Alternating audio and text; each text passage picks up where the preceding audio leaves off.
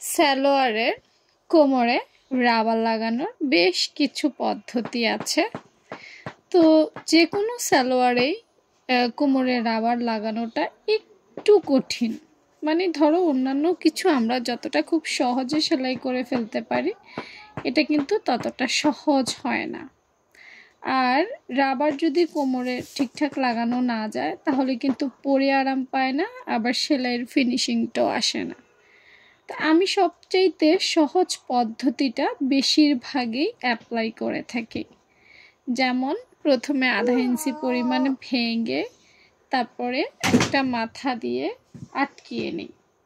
বেশিরভাগই যখন আমার কাছে কোনো নর্মাল থ্রি পিস আসে, হ্যাঁ, কাস্টমারের তেমন কোনো চাহিদা থাকে না, তখন আমি এই পদ্ধতিটা অ্যাপ্লাই করি। বাট আমি আবারও বলছি, এই পদ্ধতিটা কিন্তু পারফেক্ট অথবা একদম সবচেয়ে ভালো পদ্ধতি না।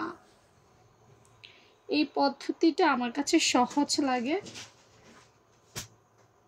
এই জন্য আমি এটা বেশিরভাগ সময় অ্যাপ্লাই করে থাকি।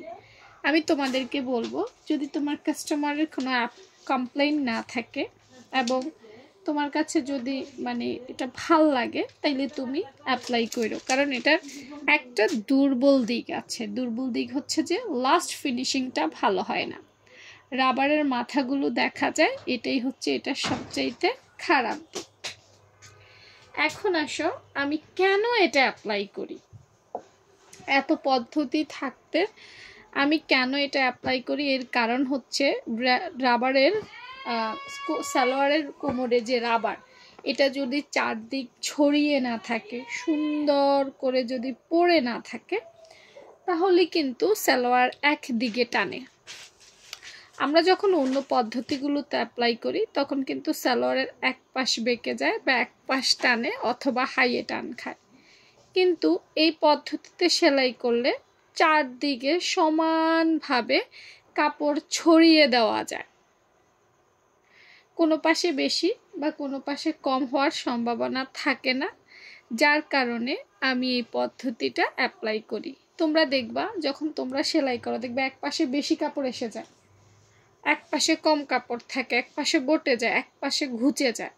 হ্যাঁ, অন্যান্য পদ্ধতিতে যারা এক্সপার্ট না তাদের ক্ষেত্রে কিন্তু এই জিনিসগুলা হয়।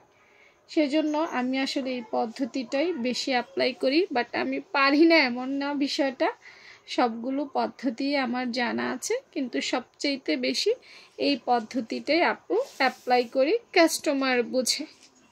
তো তোমাদের কেমন লেগেছে পদ্ধতিটা এবং কে কোন পদ্ধতি অ্যাপ্লাই করো জানাতে ভুলো না।